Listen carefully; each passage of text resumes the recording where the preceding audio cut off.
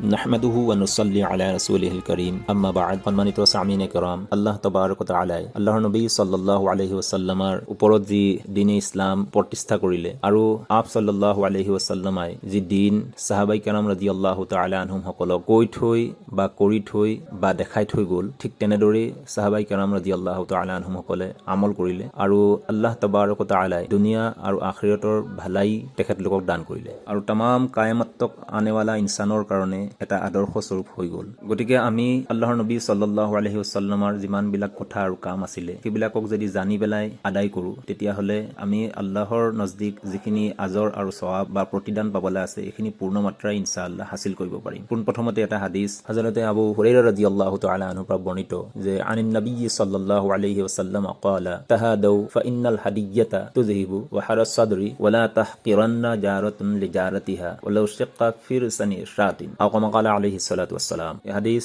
হযরতে ইমাম তিৰমিজি ৰাহিমাহুল্লাহ তেখেতৰ সুনানে তিৰমিজিত নকল কৰিছে আৰু এই হাদিসৰ পিছৰ বাক্যশাৰী বুখাৰী শৰীফ আৰু মুছলিম শৰীফত আছে। এই হাদিসৰ পাকৰ খুলাসা হ'ল যে হযৰত আবু হুৰাইৰা ৰাদিয়াল্লাহু তাআলা আনহুৰ পৰা বৰ্ণিত আছে যে আল্লাহৰ নবী সাল্লাল্লাহু আলাইহি ওয়াসাল্লামে ফৰমাইছে যে খুব বেছি তোমালোকে এজনে আনজনক হাদিয়া দিয়া, কিয়নো হাদিয়া দিয়াই কাৰ্যটোৱে তোমালোকৰ মাজত যিবিলাক কিনা হাসদ বুগজ আছে বা অন্তৰত এজনে আনজনৰ প্ৰতি বেয়া ধৰণৰ চিন্তা ধাৰণা থাকে সেইবিলাক দূৰ কৰে। গতিকে হৰগিজ মামুলি ভাবিব নালাগে যে এজনে আনজনক বা ওচৰ চুবুৰীয়া এজনে আনজন ওচৰ চুবুৰীয়া কিবা যদি কম মূল্যৰ বস্তু যদি হাদিয়া বা গিফ্ট কৰে তেতিয়াহ'লে সেইবিলাকক কমতৰ বা মামুলি ভাবিব নালাগে, যদিও সেইটো এটা সাধাৰণ ছাগলীৰ ঠেঙে হওক। এই হাদিসৰ খুলাসা হিচাপে যদি আমি চাওঁ তেতিয়াহ'লে আমাৰ যি সমাজ ব্যৱস্থা আছে ইয়াত নিশ্চয় আমি ওচৰ চুবুৰীয়া এজনে আনজনক যিকোনো বস্তু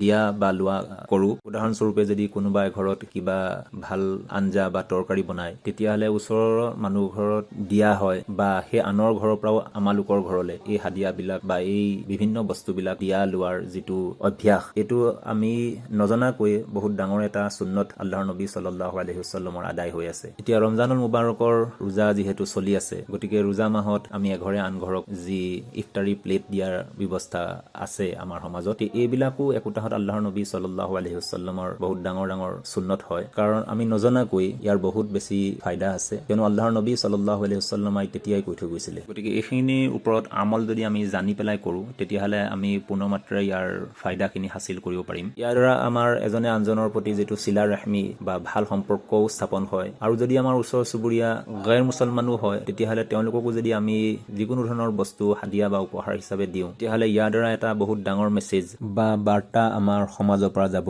আৰু ইছলামে যে আমাৰ সকলো মানুহকে সমাজত মিলি পেলাই বাস কৰি থকাৰ যিখিনি আদৰ্শ দেখাইছে সেইখিনিৰ ওপৰত আমাৰ কাৰণে আমল কৰাও হ'ব, কিয়নো আল্লাহ পাকৰ ইৰশাদ আউযু বিল্লাহি মিনাশ শাইতানিৰ ৰাজিম বিসমিল্লাহিৰ ৰহমানিৰ ৰহিম ইয়া আইয়ুহাল্লাযিনা আমানু দুখুলু ফিছ-সিলমি কাফা। এই আয়াতৰ তাফসীৰৰ দ্বাৰা বুজা যায় যে আকাইদৰ একেবাৰে হওক বা ইবাদতৰ একেবাৰে হওক বা মুআমালাত অৰ্থাৎ যিবিলাক আমাৰ লেনা দেনা থাকে সেইবিলাকেই হওক বা মুআছিৰাত অৰ্থাৎ সমাজৰ সকলো শ্ৰেণীৰ মানুহকে আমি ভাল সম্পৰ্ক বা ভাল আদৰ্শ দেখুওৱা আৰু তিজাৰত ইত্যাদি যিমানবিলাক আছে প্ৰত্যেকটো বস্তুতে আল্লাহৰ হুকুম আৰু নবী কৰীম সাল্লাল্লাহু আলাইহি ওয়াসাল্লামৰ সম্পূৰ্ণ তৰিকা আমাৰ জিন্দগীত অহাটোৱে হৈছে সম্পূৰ্ণ ইছলামত দাখিল হোৱা। গতিকে আমি যাতে আল্লাহৰ নবী সাল্লাল্লাহু আলাইহি ওয়াসাল্লামৰ প্ৰতিটো সুন্নত জানি পেলাই তাৰ ওপৰত আমল কৰোঁ, আমাৰ সমাজখনত